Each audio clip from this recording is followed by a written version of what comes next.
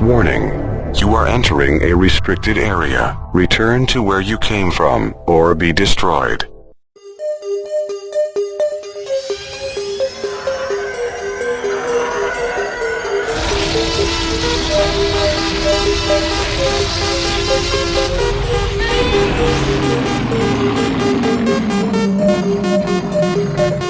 You're heading your way towards the useless nerdy knowledge. Please do not go any further. If you will not comply, you will hear a nerd ramble. Nerd alert! Get those nerds! Nerds! Nerds! Nerds! Exterminate! Go ahead, make my day. Bazinga! I'll be back.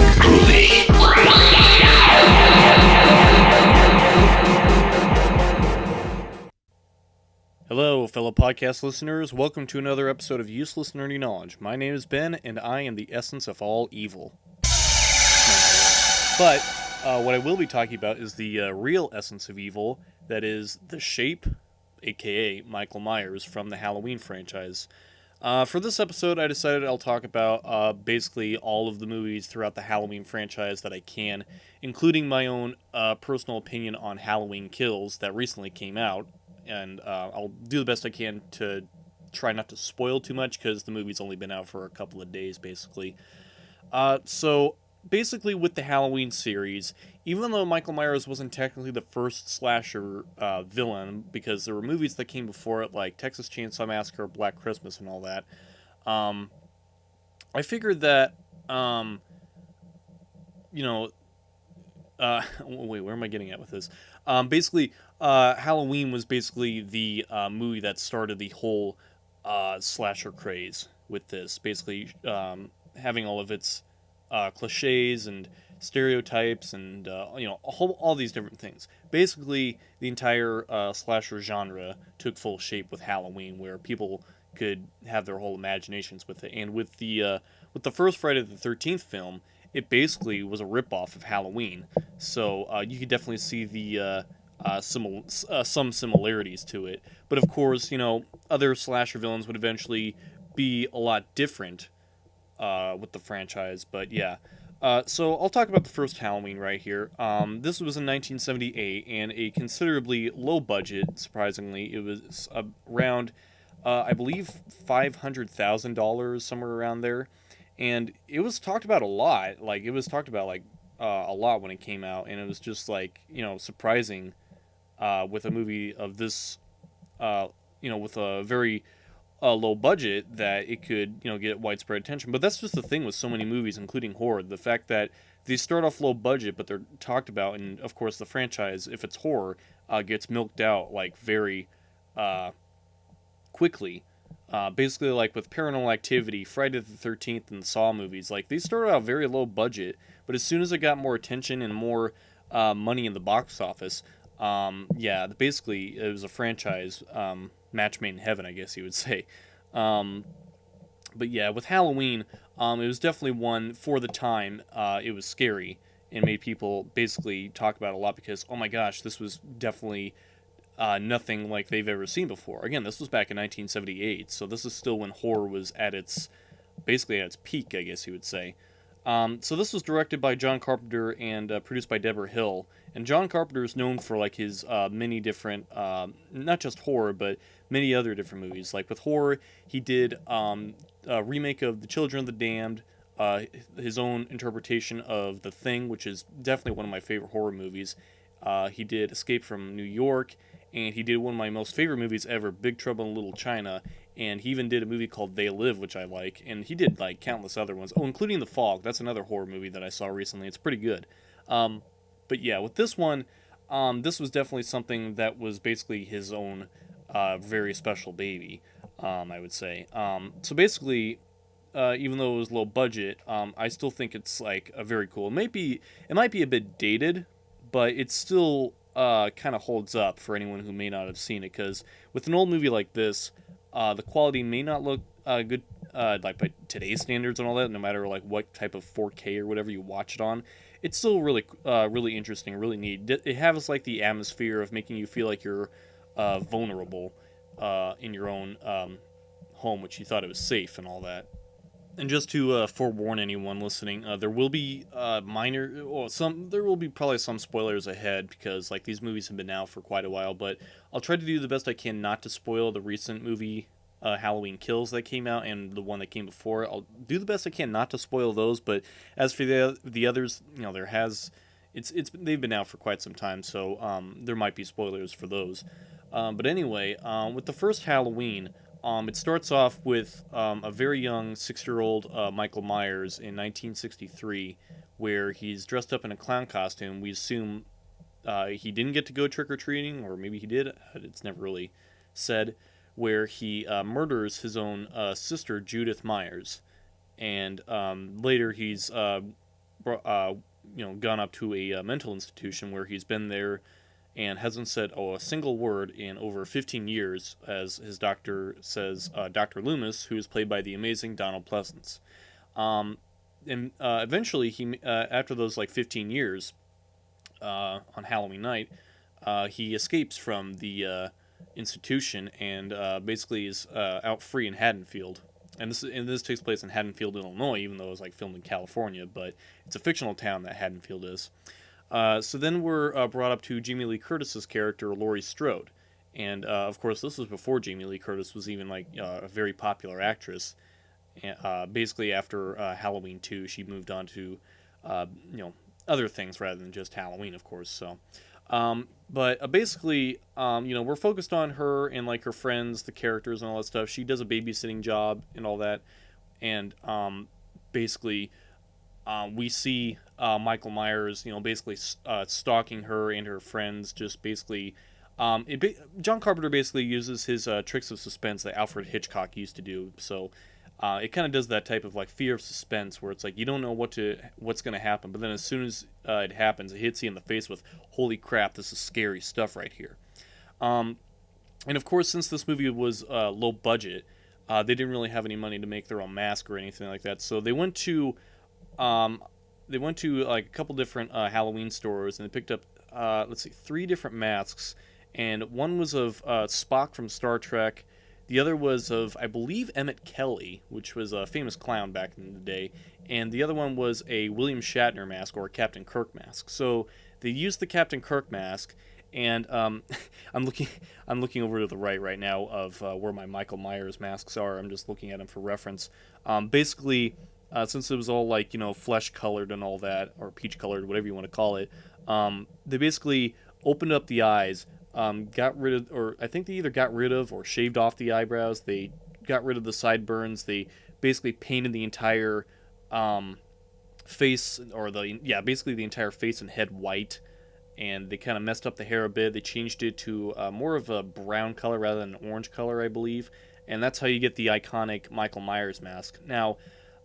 As for the mask itself, I don't think it's ever told of what it's supposed to be. If you were set in this movie and you bought the exact same mask that Michael happened to find, what would it be called? What's the name of this mask exactly? Is it called a ghoul mask? Is it called a ghost face mask? Or what would you call this exactly? Because it's never really implied on what this is called, or if there's a name for it. When you see a Frankenstein monster mask, you know that it's Frankenstein because it'll say the tag on it or something like that. Or if you see a Dracula mask or anything like that, it says Dracula on it. It's never told in any of the movies, I don't think, that they say what the mask is, or what movie it's from, or what they don't say. They really don't say. But I don't think it matters, because in real life, it's basically the iconic Michael Myers mask, or the Shape.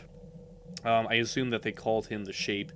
It's at the end credits of the movie, but the Shape, I believe, just basically is the essence of Michael Myers' evil form, I guess you want to say. I believe that's how they interpret it. But basically, it's kind of an easy costume to do. All you have to do is just find a coveralls that a mechanic would wear or something like that, and then maybe some boots or brown shoes. And basically just find a Michael Myers mask. I've seen there's a handful of different Michael Myers masks that are cheap, where it's they don't have hair in it. It's just all made out of plastic or rubber material, whatever. But yeah, it will be a bit more expensive if you get one with actual hair in it. But yeah. So anyway, aside from that, it's like a very decent movie. It's just basically, it takes place on Halloween, so it's like, of course this was a movie that started the whole slasher craze, and it's just still really interesting of how good a movie is. There are some things that feel a bit out of place. Like again, this was low budget, so it's like it's forgivable, I guess. Like, but some of the way that it's edited, like some of the scenes feel like they're a bit out of place. Like if you watch it, you'll kind of know, because like some continuity or time errors, if you want to call that, just don't really match up for me. And even some of the dialogue in there kind of feels a little strange, especially when one of the characters says totally, like almost every time she opens her mouth. But it's memorable for that reason. But yeah, other than that, it's a really great and unique movie to watch, and especially on Halloween night. If you want to make it like a tradition to watch it on Halloween night, like go ahead, go for it. Of course, with Friday the 13th, basically copying it and ripping it off basically. In 1981, John Carpenter and Deborah Hill decided to make a continuation of Halloween 2 in 1981. And basically, it takes place on the exact same night. Literally, like, I want to say, like, few minutes or maybe just, like, about an hour or so. Basically on the same night, basically. So, it may not be as enjoyable or capture the same kind of magic or tension that the first film does, but I would say that this is a satisfying enough sequel to continue the story as it progresses. Basically, I feel like they needed, like, closure on the last film, because, it left you with that impression of like, oh no, he could still be out on the loose. He could still be out there somewhere, and that's a good thing to do. And this is fine too, of how like they basically closed the story. Of course, this was also the movie that intended on killing off Michael Myers, but of course, since Michael Myers was as popular as Jason was going to be, they, fans really wanted Michael to come back. So anyway, with Halloween 2, basically it takes place around the hospital that Laurie Strode is in. And what do you know? Michael Myers is still on the loose, and Dr. Loomis is still hunting him down. So for this one, again, I can get that like some hospitals can be scary. Like I think there's like a few horror movies that take place in a hospital, and the way that it is, it does look pretty dark, which is weird for a hospital to do. But who knows? Maybe the reason why it's dark is they're trying to save money on electrical bills or something. I don't know really. But anyway. I can get that some hospitals are dark. Like, I think the idea was like, have you ever gone to your own like high school? If you like joined like a certain club or a group or whatever. Like, if you went there like early in the morning and it still hasn't opened up, like all the lights aren't on, everyone isn't there, or if it's like after hours and you go there with permission of like your teacher or your team coach. And you've ever gone exploring, like if you need to go to the bathroom or go to your locker or whatever, you know that like the hallways are like dead dark and it's like super scary. I find that to be one of something like absolutely scary that I just don't like thinking about, just because of how creepy it is to me. But I feel like this is kind of what this was trying to be, just like, darkening up the hospital a bit to make it kind of creepy. I can kind of get that, but again, I just feel like that this movie didn't exactly capture the same type of thing that the original Halloween did. I get that Laurie is a bit more vulnerable because she just got in an accident, and she's in the hospital recovering, and she's on like meds, what that makes her a bit tiresome. I get that, but I don't know, something feels just a bit off. I can't really describe what it is, but when you see the movie yourself, you'll kind of know. But other than that, it's this is an okay enough sequel. I really like of how I forgot to mention the theme song. Yeah, the theme song, both in the first and second Halloween, are just basically really iconic towards Halloween. Of course, John Carpenter was also the composer on this, basically doing it on a piano, and it's iconic. Nothing else I can really say about it, but I really think that the Halloween 2 theme, in my opinion, is a lot better because it gets you in the right mood. There's like these booming vocals that come up, and it's like really, really intense. Really means that, oh, you better get ready to get scared or something like that, or you better get in the right mood for this Halloween night or whatever. That's what I think that this theme song is for Halloween 2. I think it's a lot better than the first one, I would say. Like, the first one is great and iconic, but something about the second movie's theme just makes it more intense, more scary, the type of Halloween-ish feel. But yeah, I would say it gives off like a more creepy, eerie tone to get you in the right mood, I would say. So basically, spoiler alert, of course. Towards the end of the film, eventually Michael corners Laurie, and then just as Dr. Loomis is about to like basically shoot him, he runs out of bullets from shooting him. Um, yeah. Once he runs out of bullets for like shooting him, he like gets stabbed with a scalpel. But then, he still has enough energy to basically turn on the gas in the room. Laurie shoots Michael in the eyes with like blood tears going down his mask, which is really really cool to see. So basically, Dr. Loomis and Laurie fill the room up with gas. Laurie bolts out of there, and Dr. Loomis has the lighter and just lights them both on fire, and the room explodes. But Michael somehow still has like enough energy to walk out of there, but then fall down to the ground, and of course, he was presumed dead. I would say that this was actually, a satisfying enough sequel, in my opinion, to basically, um, end it. And then, of course, the next year came Halloween 3 Season of the Witch. This one, I feel like, has been probably one of the least, well, I don't know if I want to say one of the least, but at the time, one of the least talked about Halloween sequels. Mainly because of how different it is. This is one I really want to suggest you watch, and just like, it's just to warn you, it's not part of the exact same Halloween story. It's not. There's no Michael Myers in it. It's not a slasher movie. It's just something that's different. It's Halloween related. It thinks more on the season rather than the whole premise that Michael Myers is on, killing people on Halloween night. So, John Carpenter's and Deborah Hill's idea was to basically make a new movie every single year on Halloween, with a Halloween theme. And that's kind of a really good idea, to make it an anthology series of like, there's like infinite possibilities of like what crazy stuff could happen on Halloween. Because I, for one, would really like to see that. The closest thing we got to that was like Trick or Treat in 2000. Oh boy, was it 2007, 2009, somewhere around there? And it was really good. It's not exactly an anthology series, but it does tell like different stories that happen on like the exact same Halloween night. But it's still really cool. With Halloween 3 Season of the Witch, since this was an anthology series and went in a different direction, that sadly went nowhere, with Michael Myers being absent, lots of fans were really upset, but I really, really like this film of how unique and original it is. For one thing, with John Carpenter's amazing composing music in this, it gets you in the right mood for like the spooky themed type of feel for this movie. Because this is a movie that's like really needs to be taken for what it is, because it's meant to be different. It's not to be a slasher movie. It's only meant to be kind of like how do I want to say this? Basically, it's meant to be just a story for you to follow that's just good enough to be something that's different. I don't know if that was good phrasing, a good way to phrase it or put it, but I'm just basically trying to say that I think this movie is good for what it sets out to be.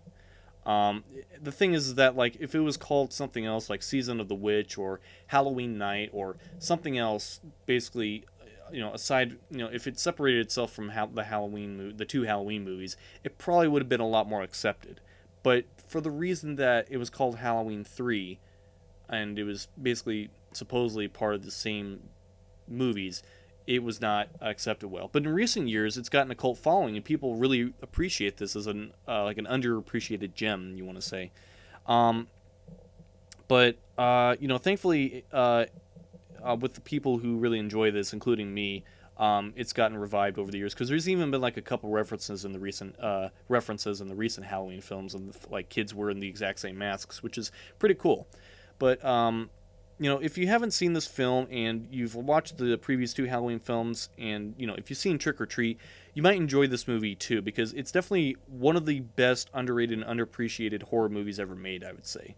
So with the whole plot of this, it's basically about an Irish toy maker who makes masks, and they're made out of Stonehenge, I believe. And basically, he uses a television commercial for any of the kids that wear the mask on Halloween night basically kills them. So like the mask rots inside their heads get crushed, and bugs and snakes crawl out of their faces. It's like grotesque and just scary. Because to think of every single kid dying on Halloween night, if they see that one commercial on the TV and they have their masks on, all the children in, I assume, North America or whatever, will basically be dead. And this guy celebrates Halloween hardcore, like, oh, jeez, this is serious. And the three masks, I think, are pretty iconic. There's like a skeleton, a witch, and a jack-o'-lantern or a pumpkin, whatever. But yeah, with Tom Atkins being in there, he's known for a couple other movies like Creepshow and The Fog, which was another John Carpenter movie. He's really good in this because the way that he does it, he really sells it as best as he can. He's like super good at this. So yeah, of course, since Halloween 3 wasn't very accepted by fans, in 1988 for the 10th anniversary came out Halloween 4: The Return of Michael Myers. Of course, John Carpenter and Deborah Hill were not involved in the later sequels up until John Carpenter was in Halloween 2018. But basically, they didn't want to be involved with a slasher franchise that would just basically do the same thing over and over and over, just like Friday the 13th and a whole bunch of other ones. So with Halloween 4, fans got what they asked for. It's not a perfect sequel, but I would say it's decent enough and watchable, with an ending that was interesting but went really nowhere. The main cast members are okay. Donald Pleasance returns as Dr. Loomis, which is great to see, and it introduces horror legend, I guess you would call her a horror legend, Danielle Harris, who plays as Laurie Strode's daughter, Jamie, who they explain that Laurie Strode died in a car accident, so basically Jamie's adopted. But Danielle Harris really does a great job for her acting, considering that this was like her first film, I believe. And she really sells it. She does the absolute best she can, and she does a great job. Funny thing is that she would return for the sequel that came after this, of course, and two of Rob Zombie's remakes of Halloween and Halloween 2. So yeah, it's watchable, it's decent enough, it's not great, but I feel like it's okay. Basically, the whole plot of this is that, Michael Myers has been hospitalized for 10 years since the fire, so, he was presumed dead, and since he was brought back, he somehow survived the fire, along with Dr. Loomis somehow surviving that giant explosion fire or whatever. So basically, Michael Myers is all burned up. He realizes that he has a niece that's out there, and he basically has to kill the last of his bloodline. I think I forgot to mention that about Halloween 2, is that it's revealed in Halloween 2, and only in Halloween 2, that Laurie Strode is Michael Myers' remaining sister that was adopted after Michael killed his own sister, Judith. So basically, Michael Myers was hunting down her. And so since that, Laurie has been safe. But then, of course, Jamie came in the picture because she was the last of the remaining family bloodline, I guess you want to say. So the whole plot is that Michael Myers is trying to kill her. With the ending, it ends a bit interesting. I don't know if you want to say anticlimactic. Not really, but basically it ends interestingly, but it basically goes nowhere because they thought it would be kind of strange for Jamie to be the killer, I guess you would say. So yeah, it went nowhere, and then literally less than a year later, Halloween 5, The Revenge of Michael Myers, was basically rushed into production. And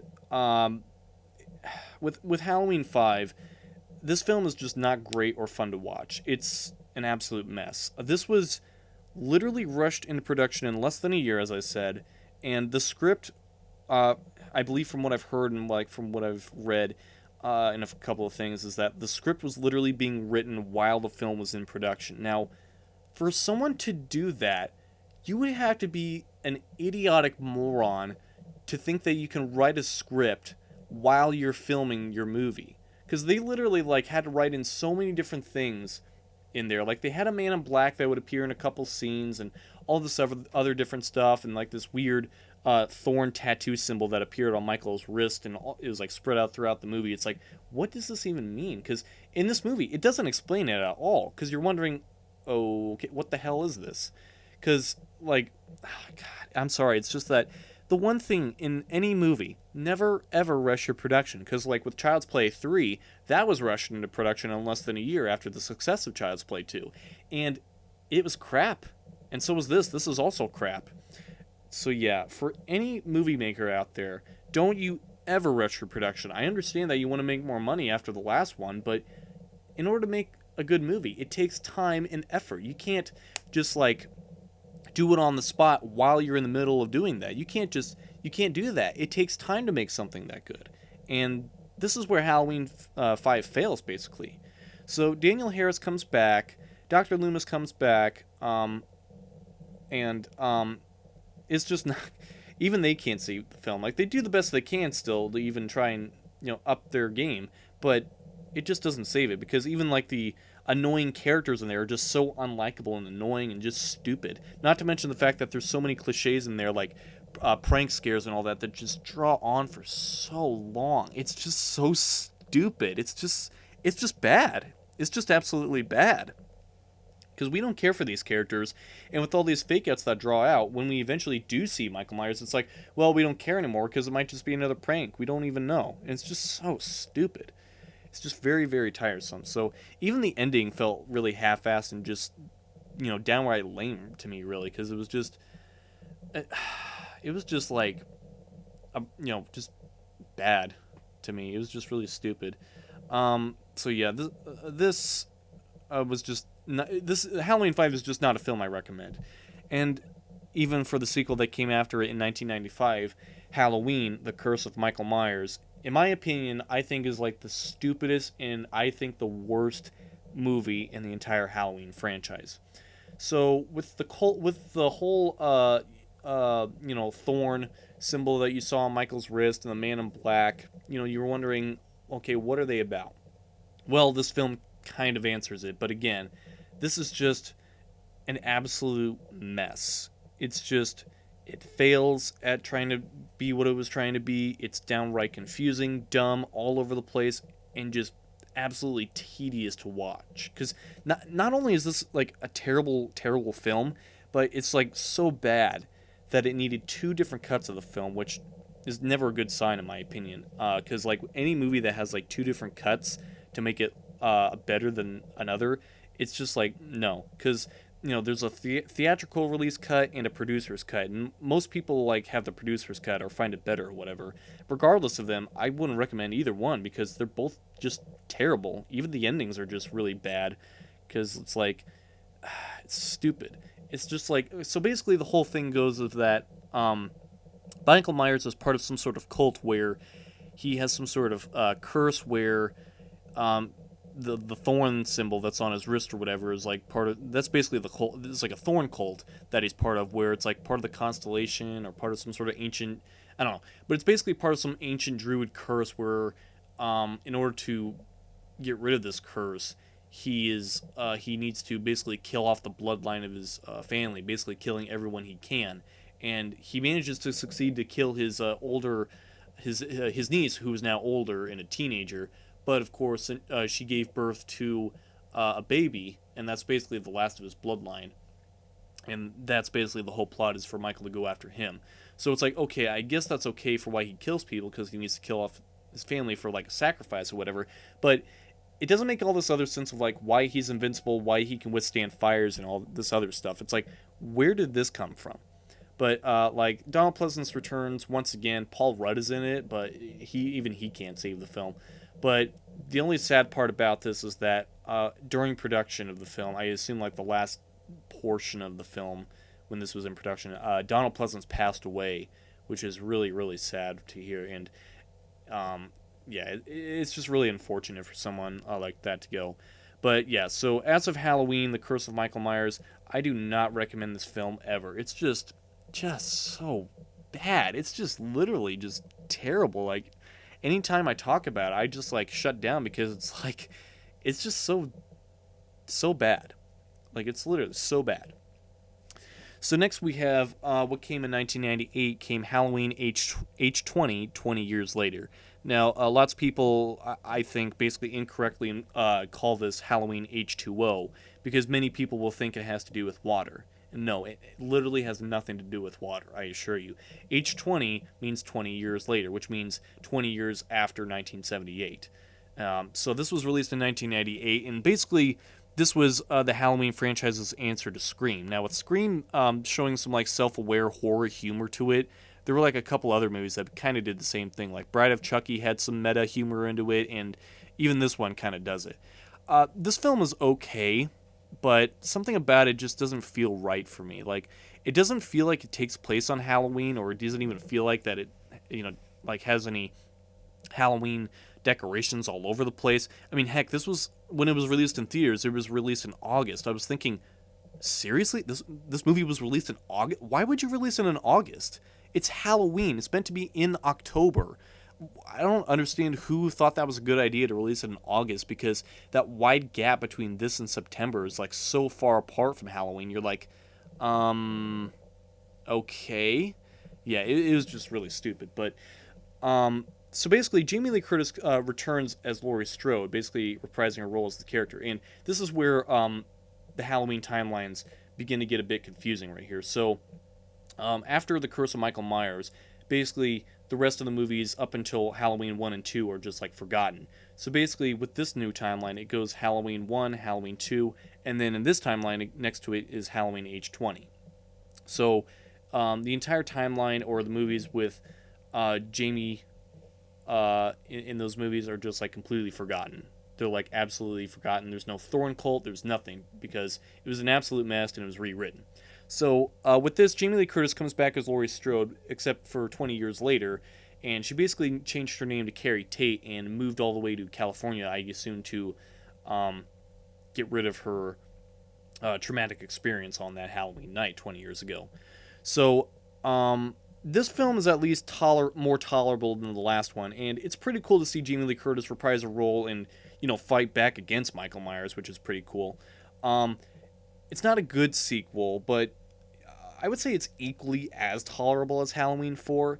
But again, like I said, the movie just doesn't feel like it takes place on Halloween or even October at all. It just doesn't feel like there's enough trick-or-treaters or decorations or anything to make it feel like it's like fall or Halloween or something like that. The other thing is that, like, I'm not really fond of seeing Michael Myers' eyes through the mask so often, because I really liked Dr. Loomis's line of like saying he has the blackest eyes, the devil's eyes, because in like the last couple of movies, you only saw like only like his mask where his eyes were, you would only see like blackness. Like maybe in Halloween 2 and maybe a bit of Halloween 1 you saw his eyes through the mask, but I like it better when it's like in the dark and you can't see his eyes at all, because if you see his eyes, he looks more human, but when you don't see his eyes, he's not really that human at all, and I kind of like that way, because it makes him more scary, I think. But anyway, so in the movie, like I said, has a little bit of humor here and there of it, similar to Scream. And there's even an interesting reference in there, which kind of confuses me. But anyway, the ending was actually pretty good. I won't spoil what the ending is, but the sad part is that, like, thanks to retconning, the sequel that came after it a couple years later kind of ruins it. So next came out Halloween Resurrection. Huge spoiler alert if you want to avoid any spoilers from the ending to Halloween Age 20. You good? Okay. So basically at the end of Halloween Age 20, Laurie cuts Michael's head off with an axe by trapping him, between a tree and the van that he was being pulled into. And sadly, she killed the wrong person. Apparently, Michael Myers switched costumes with a paramedic and basically choked his vocal cords out so that way he couldn't speak. So Michael was still on the loose somewhere, so he's still alive. So Laurie is in an institution, and Michael's still hunting her down, and literally in the first act, she's killed off, and Laurie Strode dies, and Michael Myers actually succeeds. The rest of the movie is just basically this new internet show that Busta Rhymes and Tyra Banks are trying to make, where it has these dumb teenagers walking around the old Michael Myers house with webcams attached to them, and they get basically killed one by one. I'll give them credit that, like, they tried something different with this, but something about this just doesn't feel right. And, like, I understand when, like, the Blair Witch Project was popular in horror and all that, with the whole lost found footage and all that stuff, but this just doesn't feel good or feel right. It doesn't feel scary. It just feels bland and just dumb. And lots of people consider this one to be like the absolute worst in the franchise. I'm like, well, here's the thing. It has Jamie Lee Curtis in it, which is still cool, even though she's killed off in the first act. and there's a couple of things that are okay about it. I'm not sure if I would consider it the worst. Like, it's definitely up there. I would say it's like the second worst. And I would say that The Curse is definitely the absolute worst. And I would probably say that Halloween 5 would be like the third worst. But again, that's just my opinion, though. But with this one, it's just not great. And it's just, it's just not great. So, like, I can give it, credit for trying the series to do something different with live cameras. But it just fails at, like, trying to be good or entertaining at all. So, yeah. The only thing is that, like, with the guy that basically picked off the entire Halloween series since the first one, all the way through Resurrection, Mustafa Akkad, was going to continue the storyline with Halloween Resurrection, but sadly, him and his daughter were both involved in a terrorist bombing attack, and they both died in that. So it was really, really sad and unfortunate for something like that to happen to them, because the storyline for even Resurrection just didn't really get kicked off. Maybe it was for the best because of how bad the movie was. Maybe the storyline wouldn't be as enjoyable without Jamie Lee Curtis in there, but it's still really sad and unfortunate because he was involved in pretty much all the movies from the first. So in 2007, Rob Zombie, who's known for his music, and he's done a couple other movies like House of a Thousand Corpses and The Devil's Reign. Most people are a bit skeptical, thinking like, well, do we really trust the franchise, or like the franchise within his hands? But of course, since like Friday the 13th and Nightmare on Elm Street and a whole bunch of other horror movies were being remade, why not Halloween? It's like, yeah, sure, I guess, whatever. Again, all of Hollywood's answers nowadays are just definitive proof that they are running out of ideas. They keep making sequels. They've already like gone into production of making a Home Alone 6 sequel. They've made a Willy Wonka prequel that they're doing, and a whole bunch of other lame remakes like no one asked for. Hollywood, okay, here's a message to Hollywood. Just come up with something original and maybe you'll get more box office money. Or something good for once. A good idea. Now anyway, aside from that, I'm mostly against remakes and against some horror remakes. And I completely understand that, absolutely. But I feel like with this one, Rob Zombie's interpretation of, John Carpenter's classic horror movie of Halloween was an interesting one. It's not great. It's not great at all, but I feel like he did an okay job at best. He did okay, fairly okay. Like I said, it's not great. It's interesting, though, and it won't top the original, of course. But I feel like it does have a unique style. Of course, since, Rob Zombie made it, it's more dark, more mean, more gritty, a bit disturbing in some places, rather for the, for the normal average viewer. But I feel like that this one's okay, really. It's just that the way that this is, it shows like the backstory of Michael Myers and his family, basically how he becomes a killer.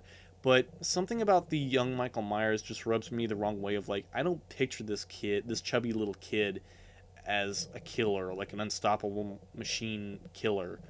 I just didn't picture him that way. He just seemed too snotty, too trailer parky for me. But I don't know. I don't know what Rob Zombie was thinking with that, but I don't know if it matters. But then, later, of course, we kind of see the similar things happen from the first film. There's some homages to the film where it does kind of similar shots, basically doing his own interpretation of it, which is pretty cool. Towards the end of the film, it gets okay. Like, the thing with Michael Myers in this one is like he's like a hulking football player, like a hulking beast or something like this. Malcolm McDowell actually plays as Dr. Loomis in this one, and he does a pretty good job for what he does. He's actually pretty okay, Dr. Loomis, really. But other than that, this one is like okay. Again, it's not as good as the original. I would probably top this next to H2O and maybe Halloween 4, maybe. Probably like between them, maybe, I would say. I don't know exactly. Now, as for the sequel that came out a couple of years later, oh geez, I don't know where to even begin with this one. So it's not really a remake of the sequel to Halloween 2. It's just a sequel of his own remake. So it's something completely different. It's original, I'll give it that, but it's really not saying much. This is a sick, twisted, and completely huge mess of a movie. It's darker, it's meaner, it's way grittier. It's just downright bloodthirsty and just terrible for me. The entire plot and characters in this entire movie are just lame and as weak as Halloween: The Curse of Michael Myers, if not equally as bad. Even the iconic theme song doesn't even appear until like the end credits. Oh, I forgot to mention that both in this and the last one had Brad Dourif playing as Sheriff Brackett, who's known for doing the voice of Chucky. So that's kind of cool. But other than that, it's just like, just so bad, because like there's this whole plot line of like there being a ghost horse of his mother or something like that, and it's like, what, where did this even come from? Like I just don't even know how to follow this. It's just so absurd and just, it's just terrible. So yeah, it's like the iconic theme doesn't appear until like the end credits, which is really stupid. And plus, with like Michael Myers showing more of his face and having him walk around like a bumbling hobo, is just like, is this even the same movie? Is this like part of the same franchise? And how is this a sequel? It's just so bad. It's just terrible. It's just a messy, dark mess of a film, and this is one I just don't recommend at all. So yeah. So, for a while there, that's where the Halloween series just like basically ended. But then until 2018 came Halloween. No, not the first film, and no, not Rob Zombie's remake of the same name, Halloween, that came out in 2018, that basically ignores all of the other movies from the past except for the first one. This movie is basically a 40-year direct sequel to the first movie, ignoring all the other things. No Jamie, no cult, no H20, and no relation of Michael and Laurie being siblings at all. They are not related in this timeline. Now, that's actually fine. But could they at least have the common decency to call it something else rather than just Halloween? Because if this is supposed to be a sequel, why couldn't they change the name or just give it a subtitle like H40 would have been fine at least. It would have been stupid, but it would have been fine because it would make sense. Just calling it Halloween, because here's the thing. With not changing the name or giving it a subtitle of a name that sounds familiar, or if it's like a sequel or whatever, you really confuse the average consumer. Because say that you don't know anything about the Halloween movies and you want to watch it for the first time. You want to watch the very first movie. You decide to pick up a copy of it, of the DVD or the Blu-ray at Walmart or something. You're like, oh, there we go, there it is. So you get it, but then when you go back home, you realize that it's Rob Zombie's remake, and you're like, oh, wait a minute, this wasn't the one that I wanted. I wanted to get the original. So you go back, you get another one that says Halloween. You're like, oh, okay, good, this must be the one. So you get it, you pop the DVD in, but then you realize that it's the Halloween 2018 movie, and then you have no idea what's going on. You're like, oh, wait a minute, I don't think this is it, because this looks like this was the new one. So you have to go back at Walmart again and finally find the one that's there. But if you can't find it, and then you're kind of screwed, and you have to buy it on eBay anyway. That wasn't that wasn't like a reenactment of what happened to me at all. No, that's just an example, really. But the fact that you can't give a movie a subtitle or like a different name or something like that, rather than have literally the exact same name to the first movie that it's intended to be a sequel for, just annoys me. It just really does. Not to mention that the fifth Scream movie that's coming out, it's just called Scream. They couldn't even like have the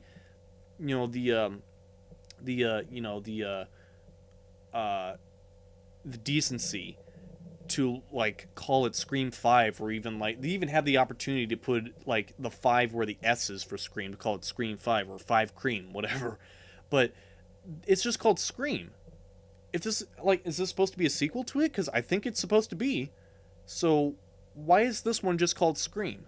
Like even like the fourth Scream had like the 4 and where the A was. Like, yeah, it's stupid, but at least I know it's the fourth Scream. They couldn't even give it a subtitle or anything. I mean, it's like, come on. Even the stupid politically correct Ghostbusters was called Ghostbusters Answer the Call, and that actually made it actually it set it apart from the original Ghostbusters. It's like, okay, now people will be able to tell the difference, I guess, but people still call it the female Ghostbusters regardless of like what $5 $3 bargain bin you find that stupid piece of crap movie at. But anyway, why can't people just give this a subtitle to make sure that's a sequel, not give it the same title to the first film? It's just stupid.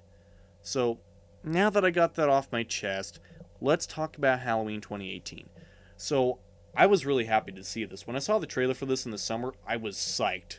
So, when I saw this in theaters, I literally dressed up as Michael Myers. I had like green coveralls, I had like the Halloween 2 mask and all that. It was really cool because even people were like, "Hey, can I get a picture? Can I get a picture?" I was like, "Yeah, sure, of course."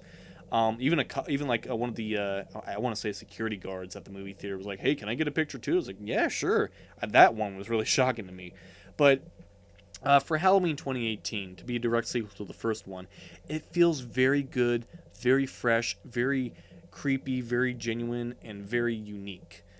It gives off, for me, a very nostalgic feel from the first one, and it sets out to be scary and have a great tone for this movie. And even John Carpenter comes back as executive producer. Jamie Lee Curtis comes back yet again, not only coming back as Laurie Strode, but as producer of this. And John Carpenter comes back as the composer for this, which is amazing. And the music was so good. When I first saw this, it was just amazing, and it was like an absolute blast, and it still is a blast to watch. I really love of how, even in this film, it shows like small glimpses of Michael's face, but you still don't see it. I really like of how they hide his face. He's basically like somewhat camera shy, and you kinda can see him, but you never see his face really. And I really like that because there's like been this whole mystery of never seeing Michael's face behind that mask ever. And with Jason Voorhees, it's kind of the same, but he still kind of shows his face briefly in like every movie that he's in. Like even though he hides behind a hockey mask, he still shows his face.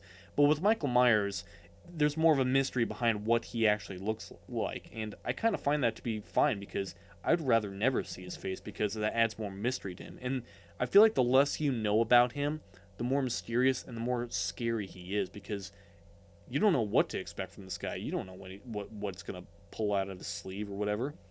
So, basically, it's explained that Michael Myers has been captured 40 years ago on Halloween night, and he's been, in Smith's Grove Institution for basically 40 years.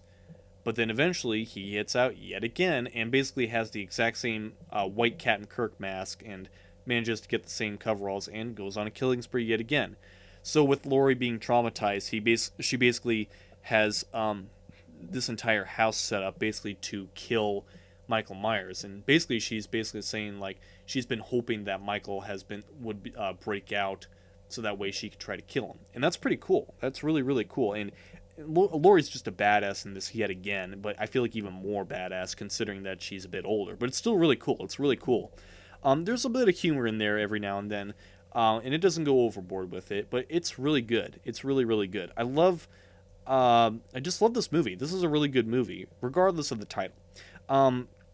But I really think that this is definitely a very good and solid sequel, and this is one I highly recommend after watching the very first one.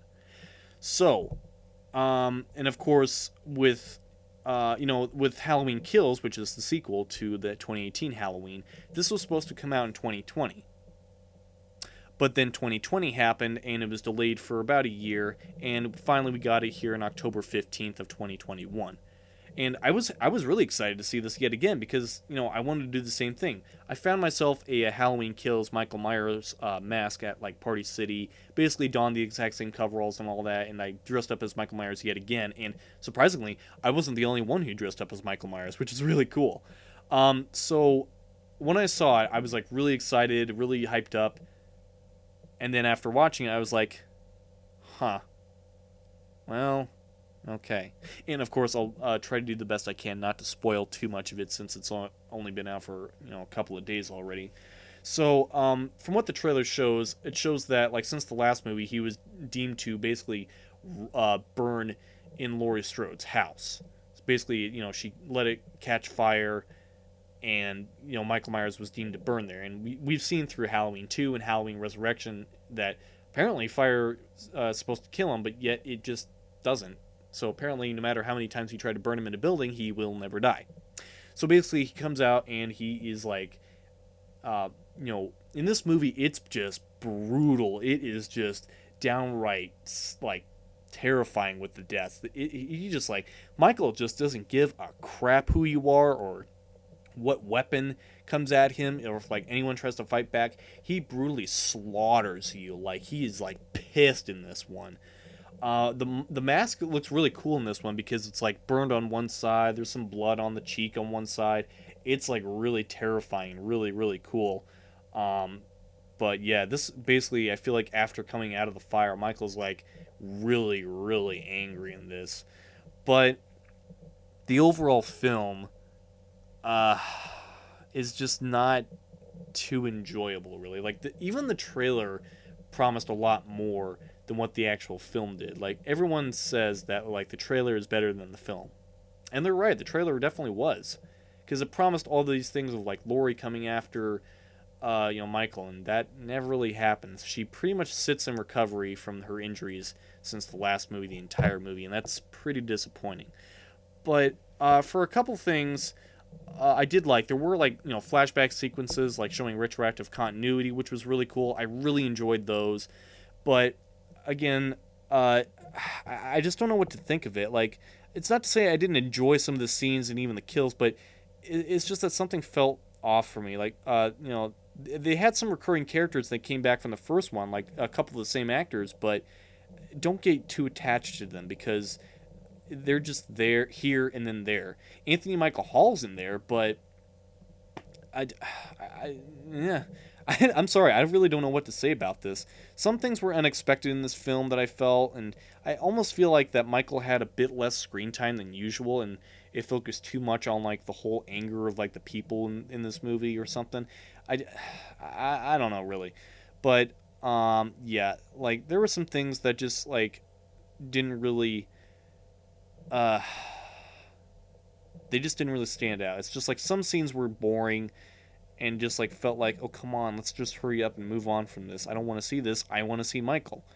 But again, it's like I just don't know how I feel about it. Again, I've only seen this like once in the movie theaters, and I almost feel like this is a movie that I would need to see like a couple more times just to get okay of like just like understand exactly what's going on and all that. Um, just to get a better perspective on it. But um, even the ending ended rather unexpected and rather really really abruptly, and I was just like, literally, I sit in the theaters. What? That's how it ends? Literally, this entire movie was just filler. And if I could actually rename this movie to from Halloween Kills, I would rename it to Halloween Fills, because that's basically what this was. This was literally filler between this new 40-year sequel trilogy for the next. It was basically to expect you to want more for the next movie that would come out next year, which is Halloween Ends. But that's basically all this movie was just filler. That's all this was just filler and nothing more really. It it wasn't really that good, and I was really sad about that because like I was hyped to see it. There were some scenes I liked about it, but overall, this wasn't really a film I enjoyed watching. Like I saw it with a couple of friends and all that, but it just didn't really impress me. Sadly, like John Carpenter came back again, but it's just like even the theme I didn't feel like was in there that much. But I don't know. Maybe there was a reason for the way that the film was made, not, but I don't know. I still think it's just literally just filler. That's all it is. So that's basically my whole synopsis on the entire Halloween series. For me, this is one that I think is okay, but the series has its ups and has its downs. Of course, like with the first one, it had its place in horror movie history and definitely started the whole slasher craze around it. But overall, this is just a series that's like iconic for a unstoppable serial killer wearing a white William Shatner mask. I would say that it's probably in the same vicinity as like the Friday the 13th, the Chucky series, and the Nightmare on Elm Street series, where it's a slasher franchise. It's like again, the same thing with all the other slasher movies. It has its good movies and it has its bad movies and it has its terrible movies, but this is still like a series that's iconic for what it is, really, especially the theme song. You can't think of Halloween without thinking about the Halloween theme song, really. So yeah. If you guys want to like talk to me about it or whatever, I have a Twitter, which is Ben Walker 2001, and give me your opinions on like your favorite Halloween movies, your least favorite Halloween movies, your favorite moments in the movies, your favorite kills, your favorite characters, all that. So yes, and for the next week, I don't really know what else to talk about since this is like the spooky season or whatever, spooky episode, spooky episodes and all that. But hopefully I'll be able to think of something for the last week of October. And but yeah, hopefully you enjoyed this episode of Useless Nerdy Knowledge. I hope to see all of you guys in the next episode. So thank you guys very much for listening, and I'll see you guys later.